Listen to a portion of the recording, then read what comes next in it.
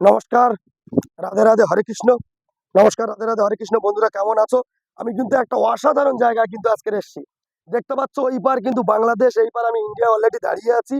আর ওই পাশের বিএসএফ গুলো দেখতে পাচ্ছ, ওই যে লেডিস বিএসএফ দেখতে পাচ্ছ, ওরা কিন্তু খাবার জল কিন্তু বয়ে নিয়ে যাচ্ছে।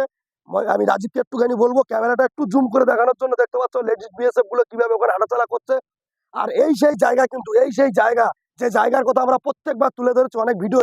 এইখান থেকে কিন্তু গরুগুলো পাচার হয়, এই জায়গা থেকে কিন্তু গরুগুলো নামে। এখান থেকে কিন্তু একটা অসাধারণ জায়গা তোমরা দেখানোর চেষ্টা করছি।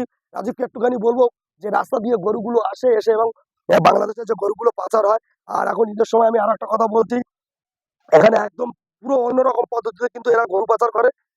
এই যে জঙ্গলগুলো দেখছো, এই যারা গরু পাচারকারী রাজীবকে একটুখানি বলবো আমি জুম করে দেখানোর জন্য। গরু পাচারকারী যারা থাকে তারা কিন্তু এই জঙ্গলের মধ্যে কিন্তু ওয়াটার লেভেল পাইপ নিয়ে কিন্তু মুখের মধ্যে প্রবেশ করে এইভাবে উঁচু করে কিন্তু ওরা নিঃশ্বাস নেয়, এর মধ্যে শুয়ে থাকে যাতে বিএসএফ না জানতে পারে। আরো ভালো ভালো ভিডিও আমরা তুলে ধরবো। রাজীবকে একটু, আমার ক্যামেরাম্যানকে বলবো একটু ওই দিকটা দেখানোর জন্য। ওই দিকটা ডিঙি নৌকা দেখতে পাচ্ছ, কিন্তু ওরা কিন্তু একদম ওই বাংলাদেশের লোকগুলো কিন্তু ডিঙি নৌকা কিন্তু ওরা মাছ ধরছে।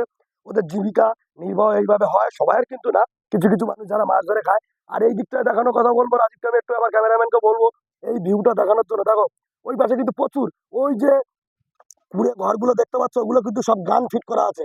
রাজীবকে আমি একটুখানি বলবো ওই ঘরটা জুম করে দেখানোর জন্য, ওখানে গান ফিট করা আছে আমরা দেখতে পাচ্ছি। ওখান থেকে কিন্তু গরু পাচারকারীদের কিন্তু গুলি মারা হয় এবং তাদেরকে অ্যারেস্ট করে। আর এই পথ থেকেই কিন্তু গরুগুলো যায়। আমি আরো ভালো ভালো তথ্য আমি একটু তুলে ধরার চেষ্টা করছি। প্রচন্ড রিস্ক, তাও কিছু করার নেই, আমরা বিএসএফ কে আড়াল করে আমরা ভিডিওটা করছি। আর এই দিকটা যেটা দেখছো, এই যে জঙ্গলগুলোর মধ্যে কিন্তু এই জঙ্গল, এইগুলো যে কাঁটাগুলো দিয়ে রেখেছে, এই কাঁটাগুলো কিন্তু জাল ঘেরাও করে কিন্তু এর সময় মাছ ধরে, জোয়ার সময় মাছগুলো দেখো। একটুখানি রাজীবকে বলবো মাছগুলো দেখানোর জন্য। দেখো বড় বড় একটা একটা 500 অন্তত 700-800 গ্রাম করে ওজন হবে। 500 মিলে একটু জুম করে দেখাও। রাজীবকে একটুখানি বলবো জুম করে দেখানোর জন্য। দেখো অসাধারণ অসাধারণ কিন্তু একটা।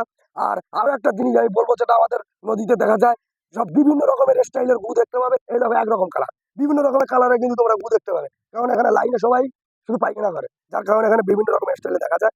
আর মানুষ, অসাধারণ একটা পরিবেশ দেখছো। এই জঙ্গলগুলোর মধ্যে দেখতে পাচ্ছ মানুষগুলো কিন্তু শুয়ে থাকতো, এর মধ্যে থেকেই কিন্তু গরু পাচার হয়। এই সাইডে গরুর পিঠে সব ড্রাম বেঁধে দিয়ে ওই পাশে পার করে। ওই জঙ্গলগুলো দেখছো, ওগুলো কিন্তু সব বিএসএফ এর এরিয়া, কিন্তু বিএসএফ এর সঙ্গে কোনো রকম একটা ডিল করে ওরা গরুগুলো পার করে। ওই দিকটা দেখাও, ওই দেখো বাংলাদেশের বোর্ডটা দেখো, কত অসাধারণ একটা বোর্ড। তারপরে আমি আমার ক্যামেরাম্যানকে একটুখানি দেখানোর জন্য বলবো। আর কিছু বলবে রাজীব? রাজীব কিছু বলো।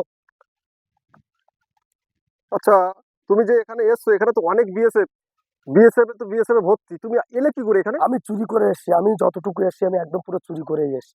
এখানে যে জায়গাটা আমি এসেছি চুরি করে এসেছি। অ্যারেস্ট হলে বিশাল ডেঞ্জার জায়গা, আমরা এসেছি হলেও তো চুরি তারপরে। করে তো আসা সম্ভব না। সম্ভব না, কিন্তু আমরা এখানে একটা কাজের সূত্রে এসেছিলাম, সেই কাজের সূত্রে এসে আমরা একটা ভিডিও করছি। তাও হয়তো অনেক রকম সমস্যা হতে পারে। দেখো রোডের থেকে কিন্তু অনেকেই দেখছে। রাজীবকে একটুখানি বলবো রোডের দিকে একটু দেখাতে। দেখো লোকজন কিন্তু গাড়ি হয়ে গেছে অলরেডি। আমরা এখানে বেশি সময় দাঁড়ানোর সম্ভব না, আমরা বেরিয়ে যেতে হবে। দেখছো নইলে বিভিন্ন রকমের সমস্যা হতে পারে। আমরা বেরিয়ে যাবো। এই দিকটা একটুখানি রাজীবকে দেখানোর কথা বলবো। এই দিকটা দেখো, সেই কামান, কামান কামান গাড়ি, ওই যে দেখা যাচ্ছে দূরে। একটুখানি জুম করে দেখো, কামান গাড়ি দেখা যাচ্ছে। যাই হোক, অসাধারণ অসাধারণ পরিষেবা, অসাধারণ জায়গা।